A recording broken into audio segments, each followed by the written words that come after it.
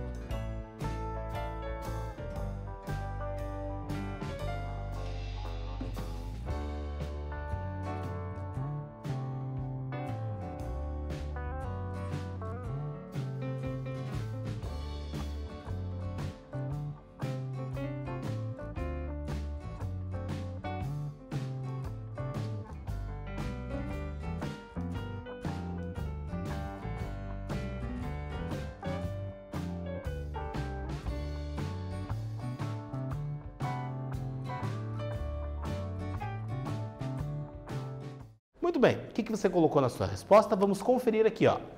Em função da localização do continente em áreas de elevadas latitudes. Lembrando a você que latitude está relacionado à distância entre um ponto qualquer do nosso planeta e a linha do Equador. Ele recebe uma menor quantidade de radiação solar ao longo do ano, quando comparada às áreas intertropicais, fazendo com que o clima predominante seja o clima temperado. Então, fazendo uma relação entre a distância em relação à linha do Equador, as zonas térmicas do nosso planeta, aonde as zonas térmicas estão relacionadas à disponibilidade de luz do Sol ao longo do ano, sabendo também que as áreas intertropicais, ou seja, aquelas entre os trópicos de Câncer e de Capricórnio, são as áreas que recebem a maior quantidade de luz solar. Temos as áreas temperadas, aquelas que recebem uma quantidade menor de luz solar do que as áreas intertropicais, fazendo com que ocorram momentos com temperaturas elevadas, os verões, e momentos também com temperaturas bastante baixas, os invernos. Agora que a gente já falou sobre o clima, é importante a gente saber que as condições climáticas vão influenciar na construção das paisagens, pois se o clima é quente, a vegetação, a população, as pessoas, os animais vão estar adaptados.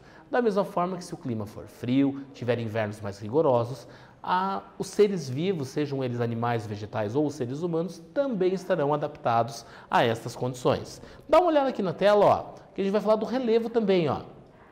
Podemos entender o relevo como sendo o conjunto de ondulações da superfície terrestre. Então, quando a gente olha para a superfície do nosso planeta, inclusive você, quando você olha para a superfície do planeta Terra, olhando pela sua janela, olhando no seu bairro, na sua localidade, você vai perceber que nem sempre tudo é plano. Existem algumas áreas com subidas, outras áreas com descidas. Se a gente observar a nível de planeta, a gente vai perceber que toda a superfície do nosso planeta é repleta de irregularidades. Nós temos áreas bastante elevadas, áreas bastante baixas, e a essas ondulações da superfície terrestre nós damos o nome de relevo. E quando a gente vai falando do relevo, a gente vai perceber que na Europa, o relevo europeu, se você olhar aqui na tela, ó, ele predomina, olhando principalmente do lado direito da sua tela no mapa, predominam ali as cores verde. A cor verde está associada ao quê? A planícies. Quais são essas formas de relevo planícies? Quando falamos em planícies, estamos falando de áreas relativamente planas, cuja altitude em relação ao nível do mar é bastante baixa, em torno de 200, 300 metros em relação ao nível do mar. Percebe-se que no continente europeu predominam as planícies, predominam essas áreas relativamente planas, com elevações bastante baixas em relação ao nível do mar. Mas também no continente europeu nós dispomos de depressões. O que são depressões? São aquelas áreas que apresentam o seu entorno mais elevado, sendo áreas mais baixas do que todo o seu entorno. Um dos exemplos mais marcantes do continente europeu são as depressões absolutas, aquelas que são abaixo do nível do mar. E aí nós podemos falar dos Países Baixos, que representa uma área do continente europeu que encontra-se abaixo do nível do mar. Então, por isso mesmo, o próprio nome sendo Países Baixos, em função de estarem abaixo do nível do mar. E por que a água dos mares não conseguiu invadir esses países? Em função de barreiras, de diques que foram construídos para represar e conter o avanço das águas dos mares e do oceano. Então, essas construções foram responsáveis por conter o avanço do oceano e dos mares para dentro do continente europeu. Uma outra característica marcante do relevo da Europa é o quê? Que nós temos também planaltos, áreas com elevações mais altas, e nós também temos algumas áreas de montanhas, nós temos algumas áreas que apresentam altitudes mais elevadas. Também vale um destaque para um conjunto de montanhas chamado de Montes Urais. Esse conjunto de montanhas, que se você olhar no seu mapa aí que aparece do lado direito da sua tela, se você olhar na porção superior direita deste mapa, você vai ver que tem uma linha que vai passando ali que está numa coloração um pouco mais amarelada. Essa área representa os Montes Urais, essa cadeia de montanhas que serve para separar o continente europeu do continente asiático. E também nós temos algumas outras áreas de montanhas, como os Alpes, os Apeninos, algumas outras elevações bastante significativas. Aqui também, ó, Montes Urais, conforme já foi falado aqui, sendo o responsável por separar a Europa da Ásia. E agora sim, confere aí na tela a nossa segunda atividade para você, ó. Conforme é possível perceber, a superfície da Terra é toda irregular, em função de processos geológicos ocorridos ao longo da história do nosso planeta. Apresente duas características marcantes sobre o relevo europeu. Então diga aí algumas características que mais marcaram você aí quando eu falei para você do relevo europeu. Vai lá!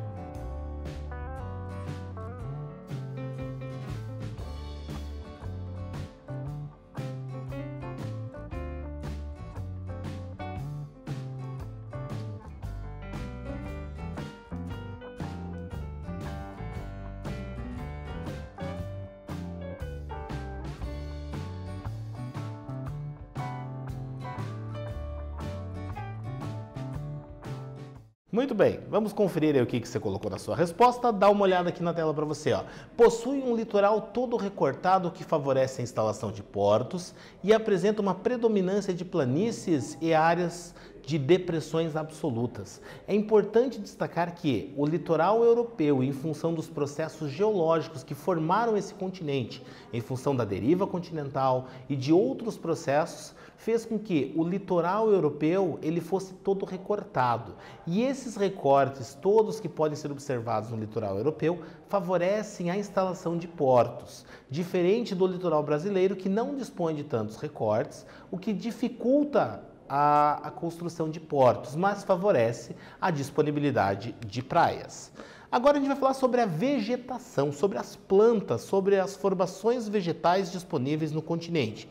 E aqui que a gente tem que relacionar as formações vegetais com as condições climáticas dessas localidades. E eu já trago para você a primeira aqui na tela, ó, que é a vegetação mediterrânea, que ela está adaptada aos verões secos e aos invernos chuvosos, além de ser composta por arbustos, por vegetação de pequeno a médio porte. Não são grandes florestas exuberantes. Conforme você pode ver na imagem que aparece na sua tela, é uma vegetação de pequeno porte que está adaptada ao verão quente e seco e também ao inverno chuvoso, diferente do que acontece nas florestas temperadas. As florestas temperadas são marcadas por estarem adaptadas às 4 estações do ano. A disponibilidade de um verão com temperaturas mais elevadas, de um inverno mais seco e de transição entre invernos e verões. Então a gente vai perceber que a floresta temperada ela consegue se adaptar a essas transições de temperatura, mudanças no nível de umidade, inclusive sendo um tipo de floresta chamada de caducifólia. Quando falamos que uma floresta, um tipo de vegetação é caducifólia, é que nos momentos mais frios do ano ela está perdendo as suas folhas. A imagem que você vê na tela para você mostra o outono de uma área dessas de floresta temperada. A vegetação, as folhas começam a ficar amarelas, elas começam a secar e elas vão caindo porque é uma forma da planta conservar energia para suportar as temperaturas bastante baixas que ocorrerão no inverno, que inclusive podem resultar na presença de neve nessas áreas de florestas temperadas. Mas quando as temperaturas começam a aumentar, o que essas plantas elas começam a fazer? Elas começam a aparecer folhas, começam a brotar algumas flores, começa a ocorrer a polinização, então ela volta a ter outras características, uma característica bastante viva.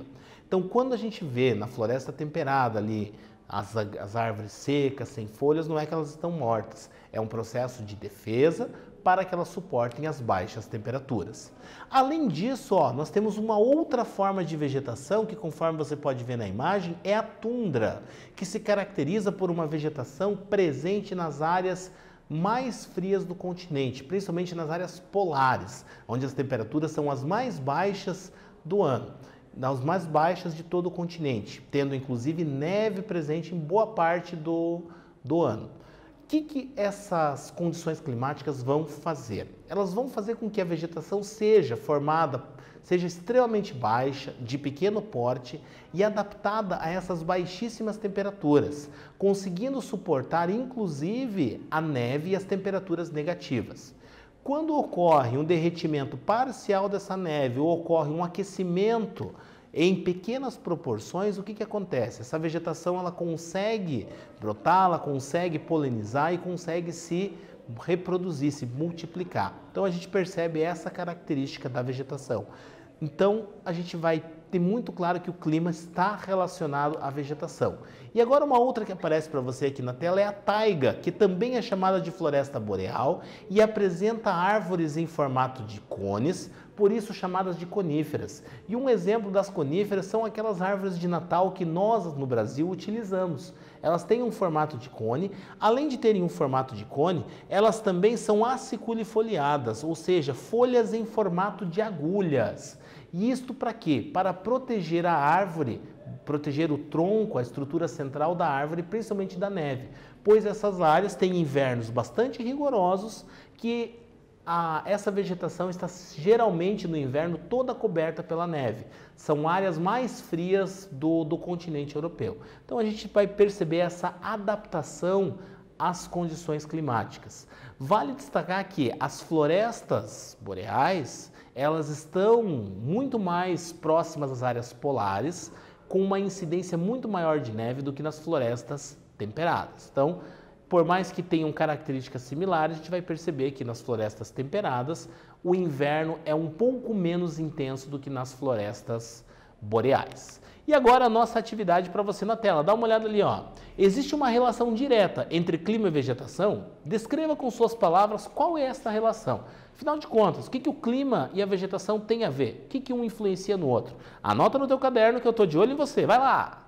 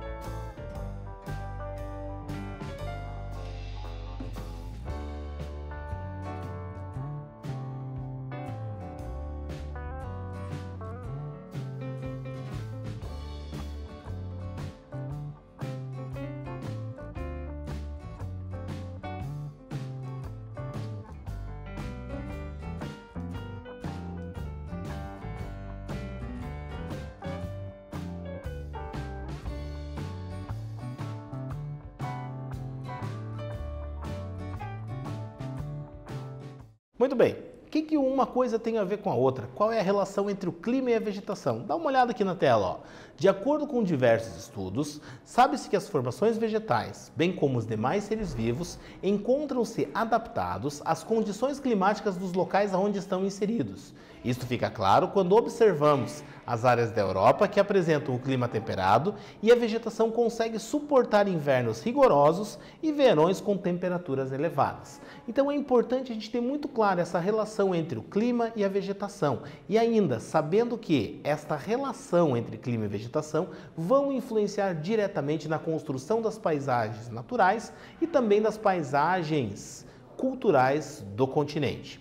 O que a gente falou nessa nossa aula de hoje? Nós falamos principalmente sobre a paisagem natural do continente europeu, destacando clima, relevo, vegetação e ainda a localização do continente europeu. Espero que vocês tenham gostado dessa nossa aula. Um forte abraço para você e até a próxima!